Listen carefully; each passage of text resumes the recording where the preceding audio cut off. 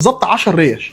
يعني يا عزيزي ب 2000 جنيه الريشه تقف عليك ب 100 جنيه. اهلا بكم في المقارنه المفضله لقلب هاني فود، وهي اللي الانسان يقدر ياكل كيلو لوحده، وهو الريش. نسمي الله ونبتدي. وطلبنا من المحمدي كيلو ريش وواحد رز ب 2050 جنيه. احنا ليه بنقول ان الريش تقدر تاكل بيها كيلو لوحدك؟ لان هو ده عدد كيلو الريش. حاجه تضايق صح؟ تعالى نوزن كيلو الريش اللي جاي لنا.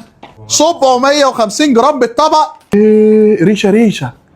بقول لك ايه، كبيره ولا لا؟ بالظبط 10 ريش. يعني يا عزيزي ب 2000 جنيه الريشه تقف عليك ب 100 جنيه.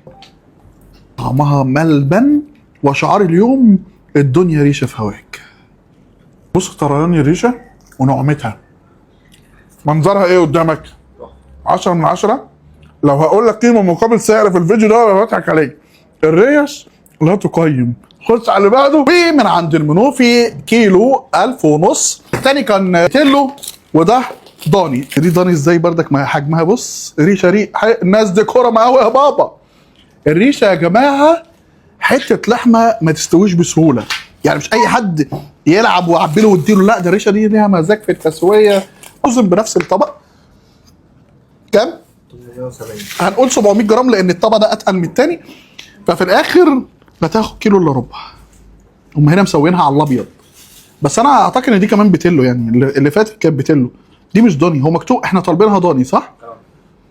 بس ايه ده؟ ايه النزاهه اللي انت فيها دي؟ بقت بتلو بردك بس دهنتها فيها صح؟ باين. طبق الرز المسقسق بتاعهم ده، رز بشعريه غني متسقسق، حاجه في طعم سمنه واضح.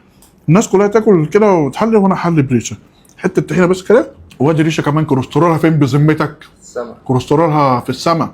ودي بتلو، والطعم بتاع زمان الريشه دي بتاعت ست وستك. يا عارف ست وستك ايام ما كانوا يجيبوا الريش ويشوها وكده على الجريلايه في الجاردن، هو ده اللي بيحصل دلوقتي.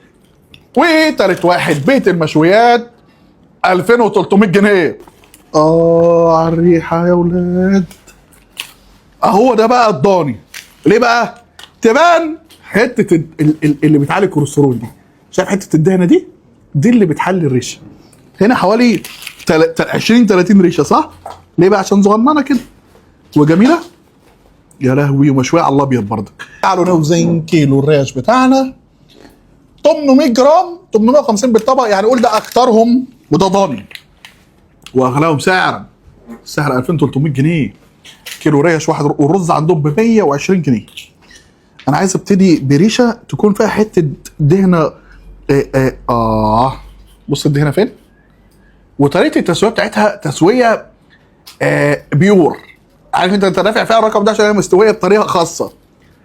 بامانه الله حته ملبن سكر نزل في بقي. الدهنه اللي بره ممتعه ممتعه ممتعه. رز عادي اقل، يعني مش عارف ليه 120 جنيه حتى مش بتسقسق حاجه. يعني خد واحده كمان. بص يا يوسف اللي انا بقول عليه دي حته اللي بتحلي الريشه. الريشه هي حته لحمه وعليها قطعه دهنه من فوق شبيهه بالسكر. هل انت بتحب يا عزيزي الريش؟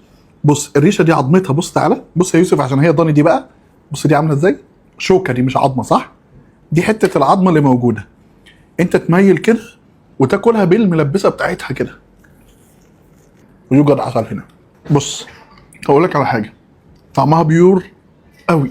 هي تتبيلتها هاديه قوي. ده واضح زي ما انت شايف، تسويتها هاديه مسكره، اكله مش حرشه. يعني مش هتاكلها تحس اكلت اكله، لا انت اكلت اكله فاهم اللي هي بتديك الاستمتاع دي. هل هي هتاخد رقم واحد والاثنين اللي فاتوا ياخدوا رقم واثنين وثلاثه؟ لا، التانيين بتلو ودي ضاني. انا افضل كهاني فود الضاني، الاثنين ما كانش عندهم ضاني فطلبنا منهم بتلو. الريشه بتلو اكبر ولكن تبقى بسكرها. الريشه الضاني بيبقى فيها حته العرق الدهن الجميله دي، فدي انا باميل اكتر للريش الضاني. محمد هنيدي كان بيميل للريش البتلو، كان بيروح مع بابا الله بابا ريشه بتاعت زمان بتاعت ست وستك.